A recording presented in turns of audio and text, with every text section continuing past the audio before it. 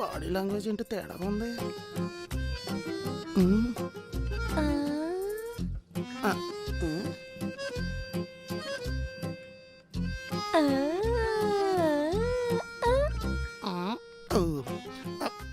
ఎంతకి ఎలా చూస్తున్నావు?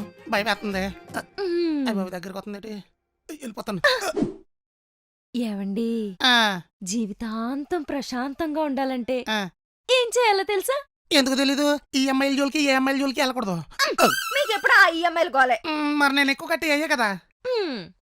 జీవితాంతం ప్రశాంతంగా ఉండాలంటే ప్రేమించాలి. ఇప్పుడు నేను ఎవరన్నా ప్రేమింటే బాగుంటదంటావా?